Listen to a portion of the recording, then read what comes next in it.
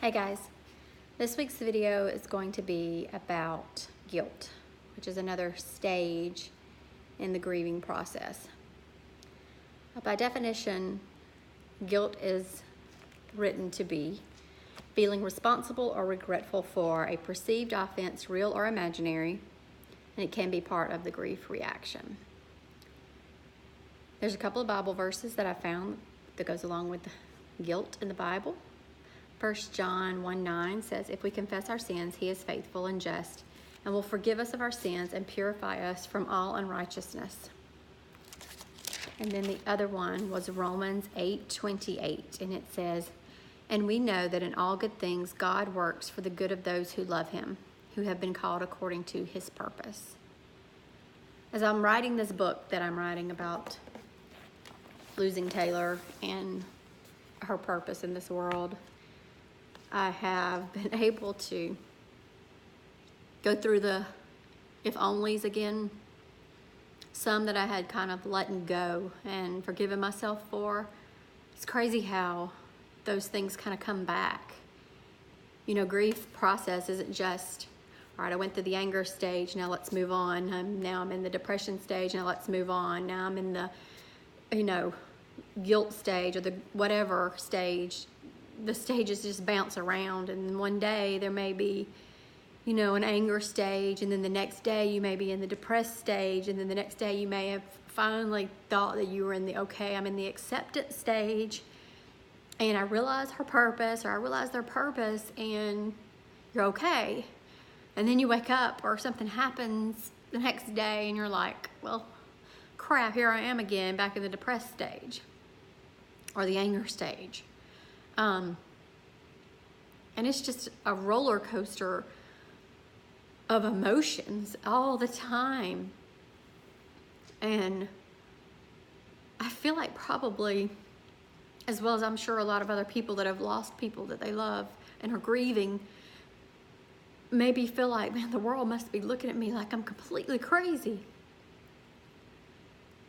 Because it may be, you may look like you're fine, and you may look like, wow, that person is doing good, She's finally come out of this, and then like days later they may be like, what the heck is wrong with her now? It's just, I want to let people know it's not something that it's not something that you are doing better at, and man, everything's fine now. Oh no, storm just came back in. It's gonna interrupt my video again. But excuse my cat.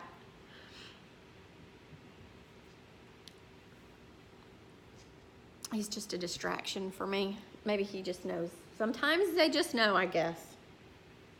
But anyway, you go through the if-onlys so much, right? And I wanted to go over maybe some of my if-onlys just to let you know you're not alone and you're not crazy, and everyone goes through the if-onlys, but some of mine, and my main if-only was, if only I had gotten her to the emergency room sooner. My main if-only.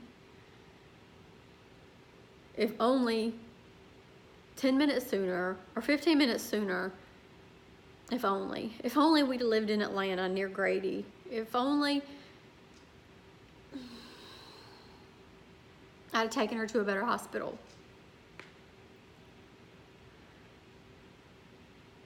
Those if-onlys will make you insane. They really, really, really, really will. And it didn't matter to me that the doctors told me at Grady, she could have had this in the hospital, here lying on an operating table, and we couldn't have done anything. That didn't matter to me. It didn't matter because I still thought, if only. And if you move on from that if only, then you may come across another if only. Like, if only I'd have been a better person. If only I hadn't done things that were wrong, then he might not have taken her away, If only I had been a better Christian or been a Christian. and even could specifically bring it back to things that I had done that I regret doing so bad.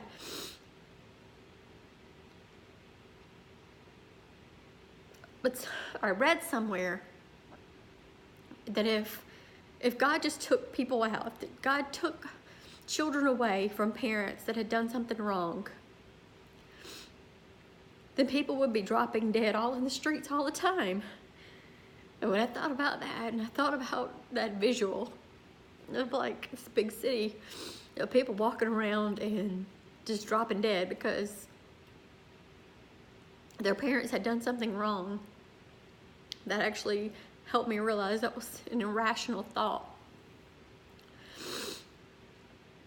And so I forgive myself for the things that I did, because that's not the reason why he took her.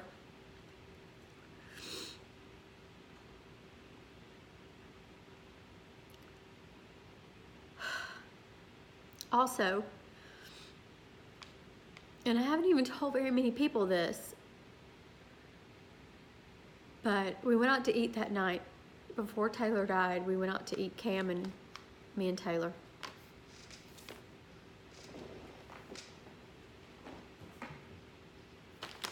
And we were sitting there talking, and she always liked to get on to me about Cam. She would always be a little mama. And she was trying to help me, I know. But it had just been one of those days. I'm gonna keep this cat. It had just been one of those days where you didn't need to hear anymore, you know? And she was getting on to me about something with the boys, with Cam, I'm sure. And I was like, Taylor, I don't need you to tell me how to raise him anymore. And that just kind of went on, and we went home. But I felt like for months and months and months after that, I felt like, you know, she was sitting here to help me with him, and I told her I didn't need her to help me anymore. Like I had just given him permission to just take her away. But, you know, he didn't need my permission. He could do what he wanted to do, so.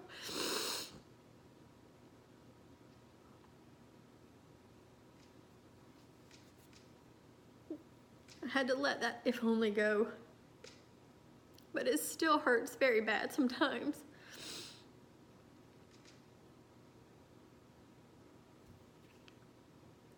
Hold on.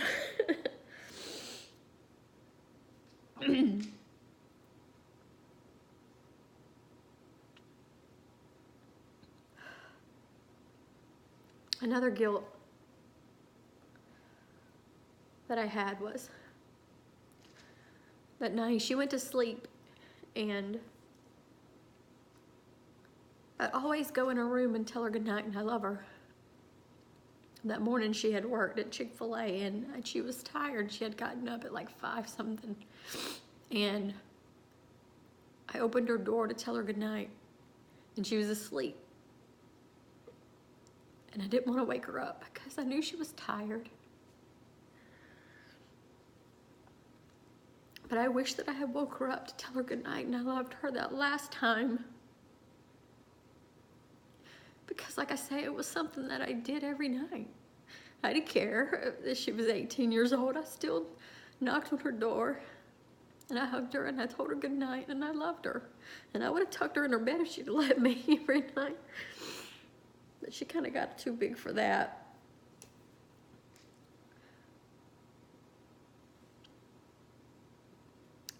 But I had to remind myself on that one that I had that whole week. From Monday to Thursday, I had that whole week with her with me every morning and afternoon because her car was in the shop and I had to take her to work and school.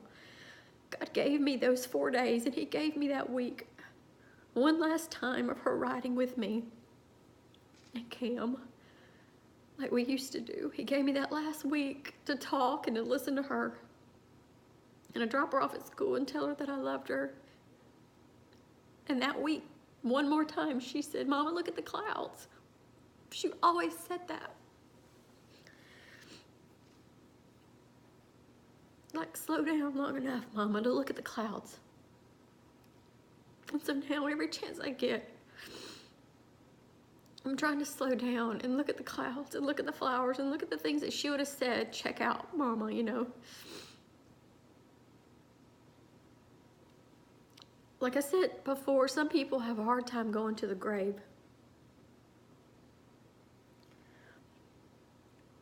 I went to the grave every single day for months and months and months.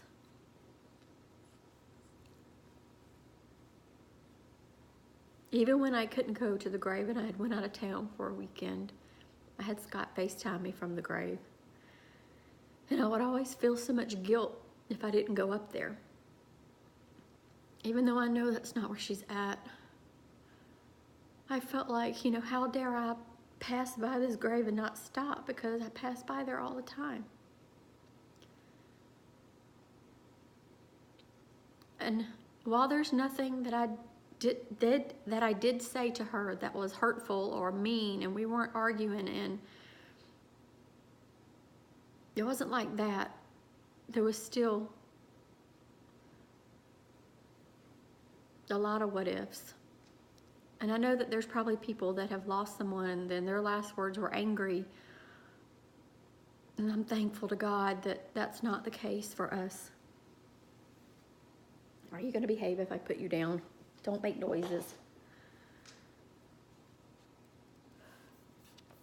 And I didn't mean to cry like a baby completely in this video, but sometimes it's just like that, y'all. And right now I felt like filming it, so this is what you're gonna get.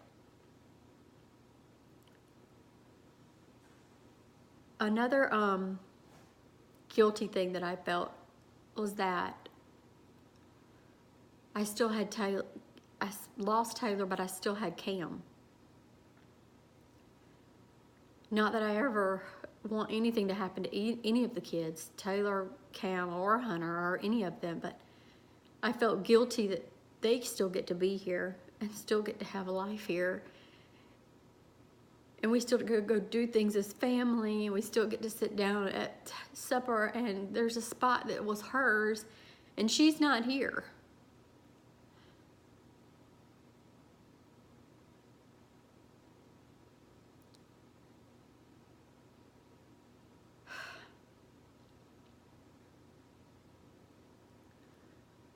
I was always a person to blame myself for everything. All the time, I always blame myself. It's like someone told me, you know, the world could just fall apart and I would take that blame on, and I do.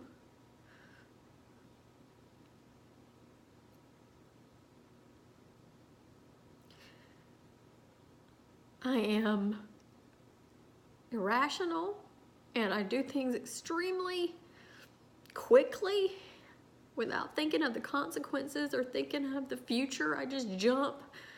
Sometimes I jump without even thinking about how it affects other people.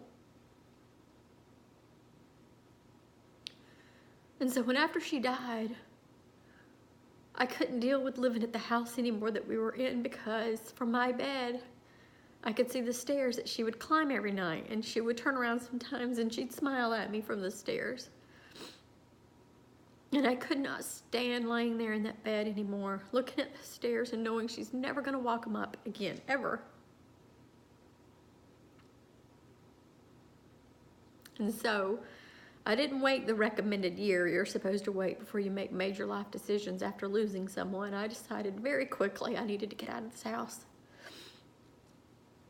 And so we sold our house and we moved here, which I love this house and it's beautiful.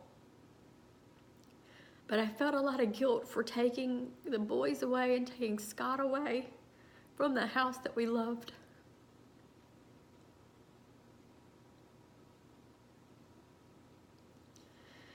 And as you can see, I still have a lot of guilt that I have to work through. So I by no means know how to do it.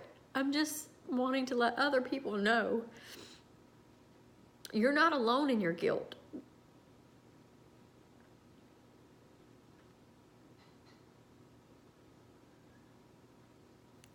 Other people are going through it too.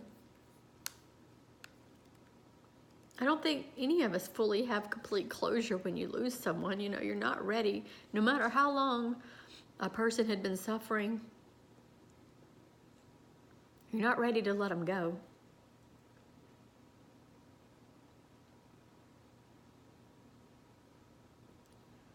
And I just have to remember, nothing I did or didn't do could have ever saved her. There's a song called Thy Will Be Done.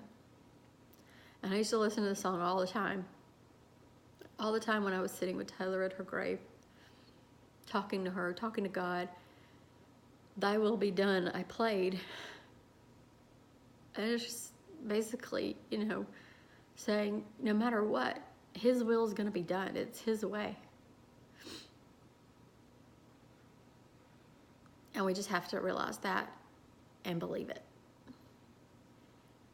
And I'm sorry for my cat, y'all. I'm sorry that my cat was being annoying, but I can't redo this video. This is the one that's going up. And these videos, like I said, there's not going to be any editing. There's just going to be this hot mess of a person where I'm at right now in life. So thank you guys for watching the videos. Thank you guys for subscribing to the YouTube channel. I pray that in making these videos, I'm helping someone. And I pray that whoever's watching this video that I help will share it with someone that they know is going through the same thing. Thank you guys for watching. Bye.